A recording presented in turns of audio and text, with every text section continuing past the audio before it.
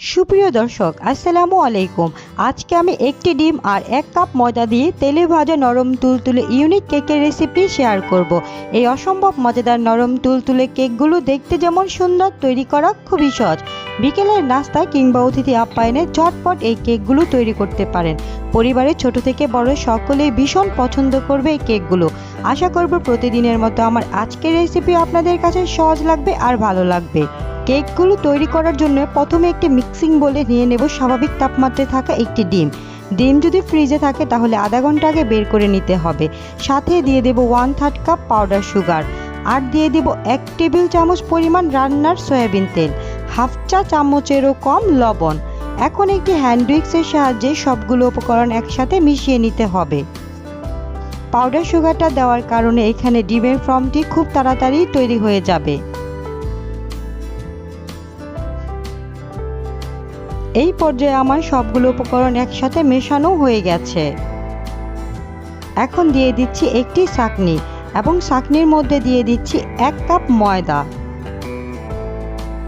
দিয়ে দিচ্ছি 2 টেবিল চামচ পরিমাণ গুঁড়া দুধ, 1 চা চামচ বেকিং পাউডার। এখন সবগুলো উপকরণ একসাথে খুব ভালোভাবে চেলে নিতে হবে। এই পাউডার দুধটি দেওয়ার কারণে এখানে কেকগুলো খেতে আরও অনেক বেশি মজার হয়ে থাকে। এখন সবগুলো উপকরণ একসাথে খুব ভালোভাবে মিশিয়ে নিতে হবে।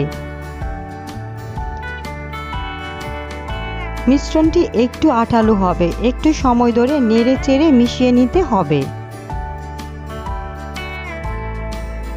এই পর্যায়ে হাতে সামান্য তেল মাখিয়ে চামচ থেকে লেগে থাকা ব্যাটারটি সরিয়ে এখন হাত দিয়ে মথে নরম একটি ডো তৈরি করে নিতে হবে।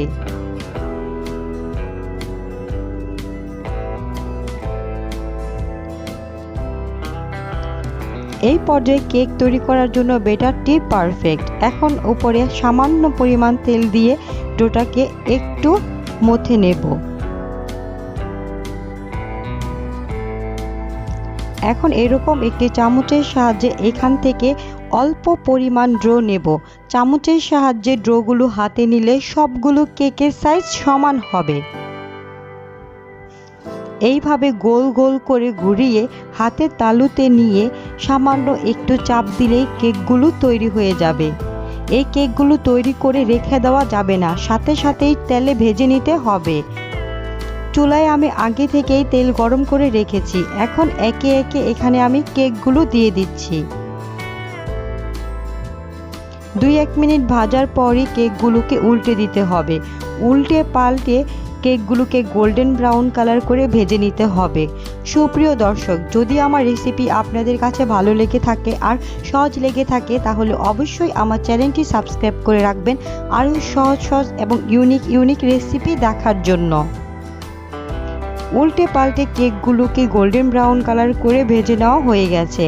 এখন একে একে আমি তেল ঝরিয়ে কেকগুলোকে উঠিয়ে নেব। দেখুন মাশাআল্লাহ, কেকগুলো কতটা সুন্দরভাবে ফুলেছে এবং ভিতরে কতটা নরম তুলতুলে, তা একটি কেক ভেঙে শেয়ার করছি।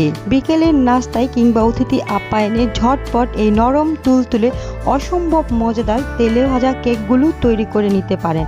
আজকে এই পর্যন্তই। সবাই ভালো থাকবেন। আল্লাহ হাফেজ।